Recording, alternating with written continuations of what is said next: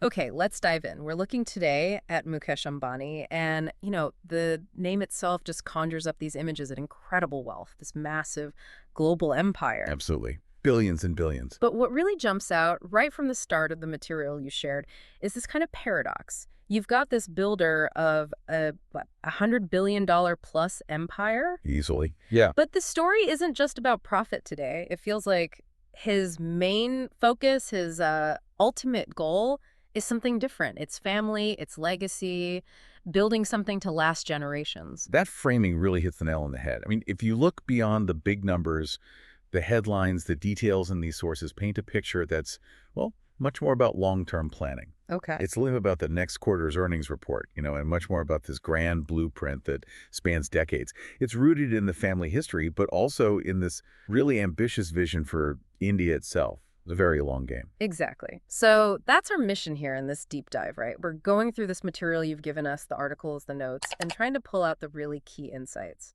Getting past the surface. Yeah, moving beyond just, wow, that's a lot of money, to understand how does Mukesh Ambani actually operate? How did he build this? How does he keep building this multi-sector giant?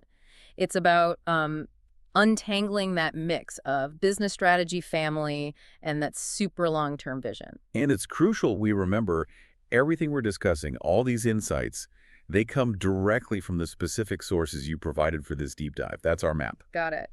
So if we want to understand the sheer scale and the philosophy here, we really have to start at the beginning. With his father, Dhirubhai Ambani, where did this whole thing actually originate? You really can't understand Mukesh without understanding Dhirubhai first. The sources give us this picture of really quite humble beginnings. Dhirubhai was born in 1932, son of a school teacher, small village in Gujarat. Wow, so not exactly born with a silver spoon. Not at all. Very modest circumstances. Yeah. Which makes what came later even more extraordinary. Right, but the ambition, that entrepreneurial drive, must have kicked in early somehow. It seems like it really caught fire when he was working abroad. The sources talk about his time in the 1950s, working as a clerk in Aden in Yemen. Okay, Yemen. Interesting. Yeah, and that seems to have been a really formative period. He's away from India, seeing international trade, how global business works. Yeah. And apparently that's where the big dream started taking shape. Thinking about how he could do something significant back home. So he comes back to India in '58 with this vision, but not much else, right? The sources say he started Reliance Commercial Corporation with almost no capital. Yeah, incredibly little. We're talking a few hundred rupees. I mean, practically nothing even then to start a major business. Yeah. But he did it. Launched Reliance Commercial Corporation, initially just trading textiles. Textiles. Simple stuff. Importing polyester yarn, exporting spices. Yeah. Very lean. Yeah. Trading smarts and pure ambition driving it. But it didn't stay small for long. That growth curve described is just... It's really highlighted as one of Asia's most amazing entrepreneurial stories. From trading textiles, he quickly moved into making textiles. Then, strategically, backward integrating into petrochemicals, the stuff needed to make the textiles. controlling the supply chain. Exactly. And then thinking even bigger, huge oil refineries to make the petrochemicals. It wasn't just growing, it was this rapid integrated expansion, building massive scale at every step. And beyond just building factories, he did something pretty radical in Indian finance, too, taking Reliance public. Oh, that 1977 IPO was genuinely revolutionary for India. Back then, the stock market was, mostly for the wealthy elite. Right. Dhirubhai changed that. He went out, actively courted small, middle-class investors, held these big shareholder meetings, almost like rallies, explained the potential. So it wasn't just a financial listing. The sources explicitly call it a movement. It gave ordinary Indians a real stake, skin in the game in the country's industrial growth. He created this huge, incredibly loyal shareholder base. We call them the Reliance family. That idea of involving the public, making them partners almost, feels like a core piece he built in early. It definitely contributed to what the sources call the Reliance DNA. Dhirubhai wasn't just building things. He was embedding a whole philosophy. Which was? Characterized by incredibly bold risk-taking, betting big on future trends, building massive scale. But also this relentless, almost obsessive focus on the long-term vision. And crucially, execution. Just getting it done. The idea being have the vision, then just make it happen, no matter the obstacle. Exactly. Overcome bureaucracy, push through barriers, sheer drive and capability. That was the DNA. And he didn't just leave this philosophy on paper. He actively trained his sons, Mukesh and Anil, in it. Oh, yeah. The training was very deliberate. It wasn't just bringing them into meetings. He taught them to think like builders, like operators. He wanted them to understand the nuts and bolts, the physical reality of building and running these huge complexes. Not just the spreadsheet. Not just the spreadsheets. Leadership meant understanding the ground truth. Which leads us to Mukesh coming back from Stanford in 1981. You might imagine the founder's son, Ivy League education, walking into a plush office. But that's not the picture painted at all. The sources are clear. No fancy title, no corner office right away. Instead, the phrase used is he was thrown into the fire. Thrown into the fire? What was that? His first major assignment was overseeing the construction and operation of a big polyester filament yarn plant, state-of-the-art, in Padalganga, which was pretty rural back then. So hands-on from day one. Totally. It really highlights Dhirubhai's method, leadership, through immersion, through doing. Mukesh wasn't just managing people. He's dealing with logistics, engineering problems, labor, supply chains, the real gritty stuff of getting a major industrial project off the ground, learning by actually doing it, facing real problems. So maybe not glamorous, but absolutely foundational for Mukesh. No doubt. By the time Dhirubhai started stepping back, Mukesh hadn't just inherited a business. He'd inherited the operational blueprint, that fierce family philosophy of execution, and, maybe most importantly, this mission that was tied up with transforming India's economy. The DNA was set. Okay, let's pick up there then. Section 2. Mukesh's own rise, building on that foundation, starting from that plant floor experience. That hands-on start sounds intense. It really does. And the sources keep coming back to Padalganga as being vital. That phrase, again, steel, sweat, and spreadsheets. It really grounds it, takes away any idea that this was just about being the son. It was about managing concrete things, solving real-world problems. And presumably, this is where he really proved himself, to his father and maybe to himself, too. It's definitely framed as a turning point. He didn't just manage the project.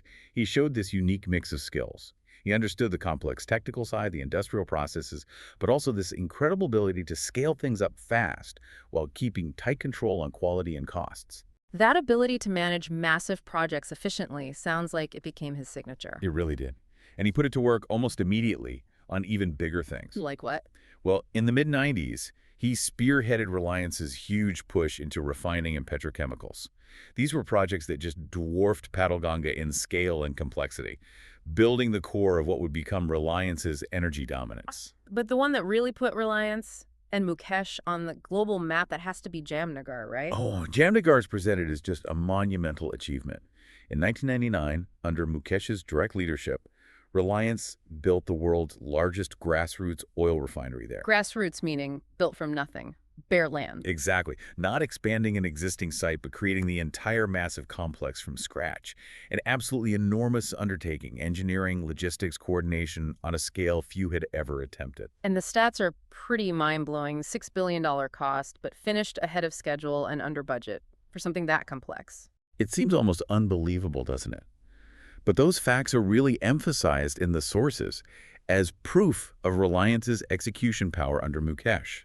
Delivering this world-class engineering feat, processing huge amounts of crude oil, not just on time, but early and under budget, that sent a massive signal globally. What kind of signal? That Reliance wasn't just dreaming big, they could actually deliver efficiently and effectively on an unprecedented scale. It showed an organizational muscle for project management that was world-class. Okay, so he builds this colossal energy foundation, proves this incredible execution ability. It would have been easy to just, stick with that and master the energy game. But that foresight theme comes up again.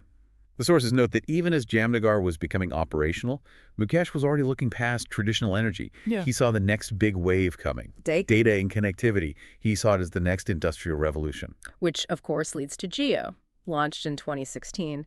And that felt less like just a new phone company and more like a seismic event in India. It really did. Jio wasn't just another player. It launched as India's first nationwide all 4G LTE network. That alone was a huge technological jump for the country. And the impact was immediate. Immediate and incredibly disruptive by offering data almost for free initially and then at super low prices. I mean, it just completely upended the economics of mobile service in India. Forcing competitors to react drastically. Absolutely. They had to slash their prices, pour billions into upgrading their own networks just to compete. Or many just couldn't keep up. They had to merge or simply exit the market. And the speed people signed up was just off the charts, wasn't it? Wow. Globally unprecedented. Astonishing speed. The sources say over 400 million subscribers in just 4 years. 4 years. That made Jio one of the biggest mobile networks on the planet almost overnight. It wasn't just grabbing market share. It was fundamentally reshaping the industry and giving affordable internet to hundreds of millions, many for the very first time. But the vision for Jio wasn't just about cheap data pipes, was it? It was bigger than just being a telco. That's the crucial point the sources stress. Jio was always conceived as the foundation, the bedrock, for building a whole digital ecosystem for India. It wasn't just about the pipe. It was about everything that could flow through the pipe. Right. And that became crystal clear around 2020 when Jio platforms suddenly attracted, over $20 billion in investment from all the big global tech players, Facebook, Google, Qualcomm. They were just investing in a phone company. Exactly. They were buying into Reliance's grander strategy to become the main digital gateway for over 1 billion Indians. E-commerce, entertainment, payments, everything. This knack for connecting these seemingly different pieces, energy, data, retail later on, it points to a specific way of thinking. The sources mention his 3-word mindset: focus, delegate, diversify. Yeah, those 3 simple words seem to really capture his high-level operating philosophy. Yeah. Focus. Keep your eye on the core mission, the big long-term goal. Don't get distracted by short-term noise. It makes The empire's huge, right? So trust good people, capable leaders to run the different parts. You can't micromanage everything. impossible at that scale. Right. And diversify, this is key. Proactively move into new areas, new technologies, before your current main businesses start to fade. Anticipate the shifts and get positioned early. So it's like constantly scanning the horizon, figuring out where things are heading, and then building the road to get there first. That really sums it up. And this thinking is what fueled Reliance's huge transformation. From being mainly the energy and petrochemicals company Dhirubhai built, The legacy business. to this sprawling giant covering cutting-edge tech, massive retail, and now these huge bets on green energy.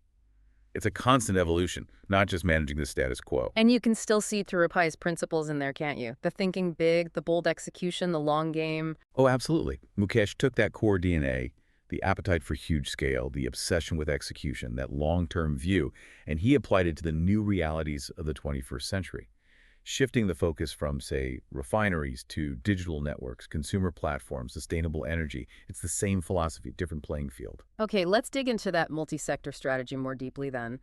Because it's presented as more than just owning different businesses. It's like a deliberately built ecosystem designed to hedge risks, but also to actively shape future markets, not just react to them. That's exactly the strategic layer described. The analogy used in the source is building the whole racetrack instead of just betting on one horse captures it really well. Building the racetrack. I like that. Yeah. The idea is to create this web of interconnected businesses where each part kind of supports and strengthens the others. It creates this resilient whole that's less vulnerable if one sector hits a downturn, and it constantly throws off new opportunities where these industries intersect. So the main purpose behind this ecosystem approach is what? Resilience, growth. Both, really. Yeah. Robust, long-term resilience and growth. If you have major operations in diverse but often linked sectors, you're much less exposed to a shock in just one area. Right, like if oil prices tank. Exactly. Maybe the digital side or the retail side can cushion the blow. If retail margins get squeezed, maybe revenue from energy or data services picks up. It gives stability, but it also means they're constantly positioned to see and grab new opportunities as tech and consumer habits change. Okay, let's break down the main pillars of this ecosystem as the material lays them out. First, you've still got that massive core energy business centered on Jamnagar. Jamnagar is absolutely still the foundation. It's described as the primary cash engine for the whole group. Processing, 1.2 million barrels of oil a day. That generates a huge, consistent stream of cash. Which funds everything else. Pretty much. It's critical for bankrolling those massive investments in the newer growth areas, like digital and green energy. It's a powerhouse. But as the sources clearly state, there's a full understanding that the future means diversifying away from oil dependency. It's not optional anymore. It's essential for the long term. Which brings us neatly to the second pillar, telecom and digital, meaning Jio. Precisely. Yeah. Jio is framed as the gateway to digital India. The strategy wasn't just cheap internet. It was about building and owning the underlying digital plumbing. That meant huge investments in their own fiber optic network across the country, owning the infrastructure. So they control the pipes. Control the pipes. The aggressive pricing was about getting millions of users onto their network fast, establishing dominance at that access layer. But the real long-term play was always about delivering a whole suite of digital services over that network to those millions of users. And pillar number 3, retail, which has also become enormous. Reliance Retail is another monster piece of this. The sources highlight it as India's biggest retail chain, over 12,000 stores. Huge revenue, like $18 billion back in FY 2021. This gives them unmatched physical reach to consumers all across India, different towns, different income levels. And here's where that ecosystem idea really clicks into place, the synergy between Jio and retail. This connection is presented as a really critical strategic advantage. Where others might see telecom and retail as totally separate things, Ambani saw how they could connect and boost each other. How so? By linking Jio's digital platform, the network, the apps, the payment systems, with Reliance Retail's massive physical store network and supply chain, they're creating this unique hybrid model, online, offline, mobile, all integrated. Like using the Jio network in stores, online ordering for pickup, using retail data for digital offers? All of that. It's building this integrated consumer platform that's very hard for competitors, who might only be strong online or offline, to replicate. Okay, and then the most forward-looking piece, the big bet on the future, green energy. This is maybe the clearest sign of that super long-term thinking. That announcement in 2021, a $10 billion investment in the Dhirubhai Ambani green energy giga complex right back there in Jamnagar, that signals a massive, deliberate pivot. $10 billion. What's the specific goal there? It's incredibly ambitious. The sources say the aim is to build India's most advanced, most integrated ecosystem for solar power, green hydrogen, and battery manufacturing. So not just generating green power, but making the stuff that makes the power. Exactly. Controlling the whole value chain, from making the solar panels and the batteries to manufacturing the electrolyzers for hydrogen production and figuring out distribution. It's about creating a whole new green energy industrial complex from the ground up. And the sources are clear. He sees this as a massive profit opportunity, right? Not just good PR. Very explicit on that. This isn't framed as just a corporate social responsibility thing. He views green energy as the next huge industrial revolution, potentially as big, profit-wise, as oil and gas was. And his timeline is aggressive, thinking this new energy business could be generating profits on the scale of the old oil business in just, 5 to 7 years. That level of conviction shows how central it is to the future strategy. And is this big green push attracting attention? Yes, the sources mention it's getting significant global notice. From investors, from governments looking for green energy partners, from tech companies wanting to collaborate on building this sustainable future infrastructure. So if you step back and look at all these pieces, energy, digital, retail, green energy, there's a core logic driving what gets built and invested in. The sources kind of boil it down nicely. Every part of Reliance has to serve a key strategic purpose. It needs to either be a strong cash generator, like Jamnagar, control essential infrastructure, like Jio's network, or own the customer relationship and experience, like retail and the digital services. Cash, infrastructure, or customer? Pretty much. Jamnagar gives cash, Jio gives infrastructure and customers, retail gives physical access and customer data, and the new energy business is being built to eventually do all three in the green space. And this structure is what creates that resilience, that risk hedging. Exactly. It's a self-reinforcing system. If the global economy hits energy prices, maybe the digital and retail parts provide a buffer. If retail competition gets tough, the synergy with Jio gives them an edge.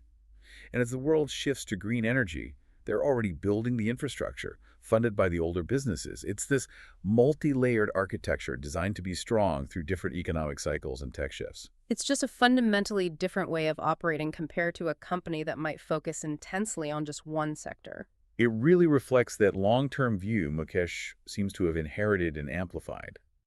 While lots of CEOs are laser-focused on the next quarter's results, the story here suggests Ambani is playing a much longer game, optimizing for the next generation, not just the next year, building a platform designed to thrive decades from now. Okay, so you've got this incredible foundation, this relentless execution capability, this complex multi-sector strategy built for the long term. But, as the sources really emphasize, none of that matters for longevity without tackling the biggest challenge for any family empire: succession. And the sources put it starkly. Mukesh Ambani apparently sees succession planning as his single most crucial project right now. He gets it. Building the empire is one thing. Making sure it lasts and thrives beyond him is arguably even harder, and historically where many empires stumble. And his focus on this urgency, it comes from a very personal place, doesn't it? His own family history. Absolutely.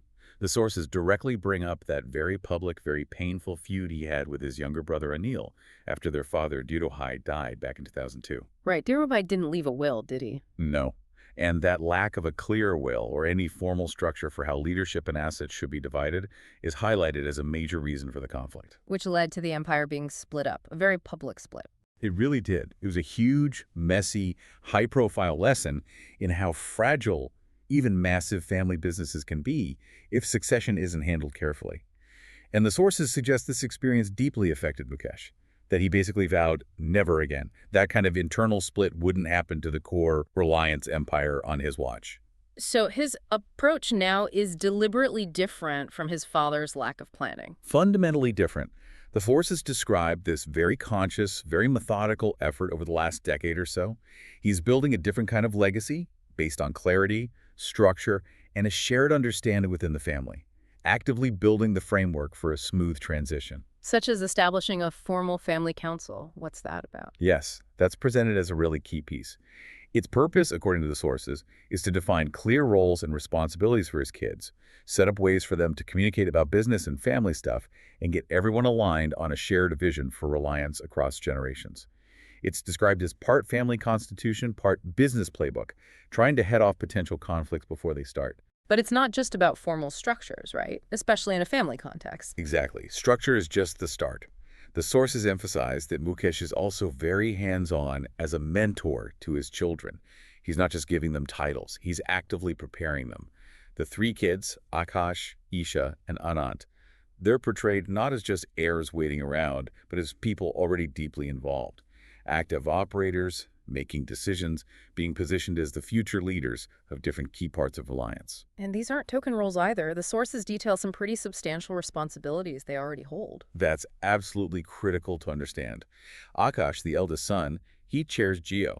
He's driving the digital and 5G strategy, managing those huge partnerships with Google, Meta, leading the core digital future. Okay. And Isha? Isha leads Reliance Retail. The sources specifically mention her driving the omni-channel strategy, blending the online and offline, and scaling up their e-commerce operations across India, managing that massive consumer-facing business and its digital shift. And Anand, the youngest, has maybe the biggest future bet. Arguably, yes. Anant, even though he's only 28, according to the sources, is spearheading the entire new energy division. He's directly overseeing those multi-billion-dollar green energy projects in Jamnagar. It's a colossal task, given to the youngest, signaling enormous trust and huge expectations. It really sounds like Mukesh is setting a clear expectation. Leadership isn't just inherited, it has to be earned through actual results. That philosophy comes through loud and clear. The sources capture it with his reported view that legacy is earned through real projects, real pressure, and real accountability. His kids are running huge divisions, making critical decisions, responsible for hitting ambitious targets. They're learning by doing, under immense pressure, much like he himself did decades ago at Padalganga. This model, integrating the next generation so deeply, giving them control of major future growth areas while the founder is still very much active, that seems pretty unusual among billionaire families globally. It's characterized in the sources as a living succession. The next generation isn't just waiting. They're empowered. They're leading now, learning directly from the founder who's still there to guide and mentor. It's a deliberate strategy to try and ensure continuity of leadership, of values, of how things get done, aiming to avoid the pitfalls that happen when transitions are sudden or unplanned. It's like a real-time transfer of knowledge and responsibility. Now, running an empire this size, especially in a country like India with such visible economic disparities, inevitably means dealing with a complicated public image. The sources definitely explore these contrasting views of Mukesh Ambani. Oh, absolutely. He's a figure who definitely polarizes opinion. On one side, as the sources point out, many see him as this visionary industrialist, the guy who helped build modern Indian infrastructure, and especially the one credited with bringing affordable digital access to the masses with Jio. A nation builder, in some eyes. Yes. But then on the other side, His staggering wealth and, his lifestyle are often sharply criticized, seen by some as the ultimate symbol of inequality in a country still grappling with widespread poverty. And the most visible symbol of that contrast, the one the sources really focus on, is his house, Antilia. Antilia.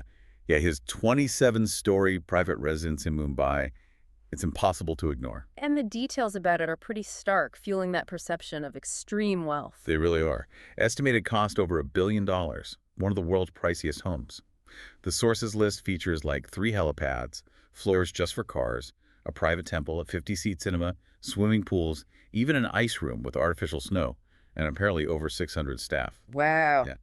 The sources note that even among India's own wealthy elite, Antilia's sheer extravagance stands out and draws criticism.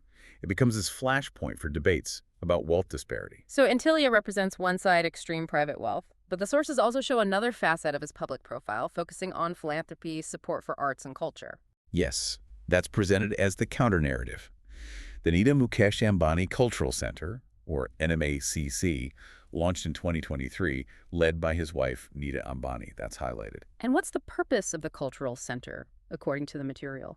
Its stated mission is to showcase top-tier Indian arts, theater, fashion, culture, but make it accessible beyond just the elite. To preserve and promote India's cultural heritage, bring international shows to India, take Indian art global. It's framed as democratizing access to culture. And beyond culture, there's the work of the Reliance Foundation itself.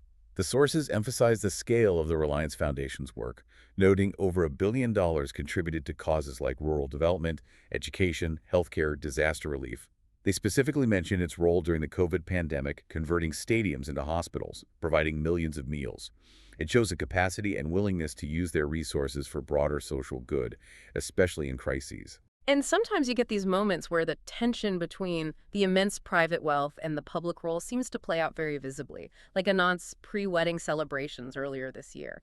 That went viral. Absolutely. The sources point to that event in early 2024 as a perfect recent example of this public image tension. 3 days, held in Jamnagar.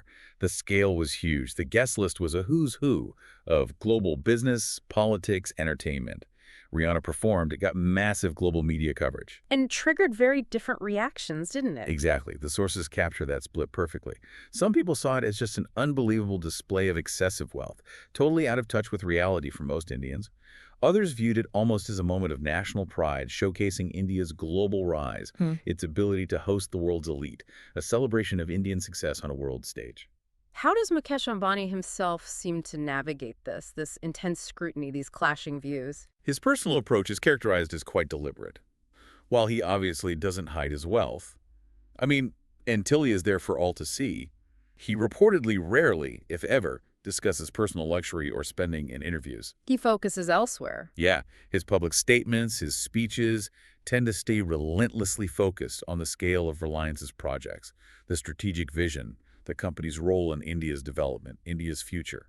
He seems to prefer being defined by the impact of the business and the philanthropy, rather than the personal lifestyle details. So a complex public figure, a symbol of vast wealth, but also a driving force behind major national projects and significant philanthropy. And the sources conclude this part well, noting that his legacy, therefore, isn't just being forged in boardrooms or factories. It's also being significantly shaped right now in the court of public opinion, in the narrative surrounding him and the empire. Looking ahead now, the sources make it really clear Mukesh Ambani isn't just thinking about the next few years. He's actively trying to architect Reliance for the next 50 years. His focus seems to be shifting towards building something truly enduring. That shift from day-to-day management to long-term architectural design feels very evident. He's in his late 60s now, and the focus described is fundamentally about institution building, creating a structure, a leadership setup that can carry Reliance forward for decades. And this future path is guided by 3 big megatrends he's identified, according to the material: technology, sustainability, and scale. Those seem to be the pillars for the next phase. First, technology. The vision for Jio platforms keeps expanding. It's not just telecom anymore. The sources describe it becoming this full-on digital powerhouse, broadband, e-commerce, entertainment, financial services, you name it. And the planned Jio IPO fits into this. Yes, the anticipated IPO, maybe in 2025, is mentioned as a strategic way to unlock Jio's value, but also critically to attract more global investment directly into the digital business. to fuel that rapid growth and cement its place as a major tech player, maybe even globally, for India-centric services. And those partnerships with Google, Meta, NVIDIA, they're about building the next layer of tech. Exactly. Those alliances seem geared towards building really advanced digital infrastructure tailored for India's massive market. Things like cloud computing, developing AI, especially language models for India's diverse languages, maybe even manufacturing AI chips in India. It's about building the foundation for India's next tech wave, with Reliance right in the middle. Okay, megatrend number 2, sustainability, the big energy transition. This is where that huge $10 billion green energy investment slots in. The target mentioned is incredibly ambitious. Reliance aiming to supply 10% of India's renewable power needs by 2030 through massive solar projects, green hydrogen, battery storage. And the Giga complex in Jamnagar is the engine for that. It's presented as the physical heart of that pivot. The money is going into building these huge integrated factories making solar panels, electrolyzers for hydrogen, fuel cells, batteries, creating the entire green energy value chain end-to-end at industrial scale. And as you said, viewed as the new oil. Exactly. The sources reinforce that view. He sees green energy as the next massive global commodity. By controlling the whole chain, they aim to be a dominant player in the post-fossil fuel world, just like they were in the traditional energy sector. It's a strategic repositioning. And the third megatrend guiding the future, scale. It seems like everything Reliance touches is conceived on a national, almost continental scale. Scale is just baked into the Reliance DNA, right from Dhirubhai.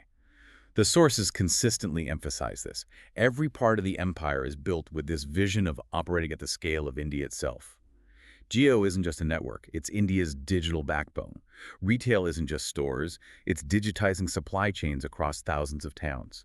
The green energy plants aren't just factories. They could create whole new industries, massive numbers of jobs, maybe even new cities built around renewables. And Mukesh must realize he can't personally drive all of this massive future expansion himself. That's where the long-term vision connects directly back to the succession plan. He knows the scale and complexity are too vast. So he's deliberately put his children in charge of these key future growth engines.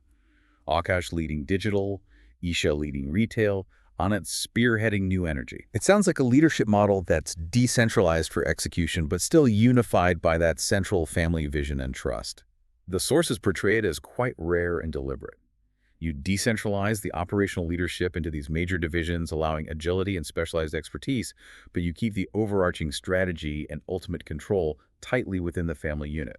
It ensures alignment with that multi-generational goal. Future-focused, distributed leadership, but grounded in family trust. So the overall picture from this deep dive is of Mukesh Ambani consciously trying to build an empire designed not just to make money now, but to last.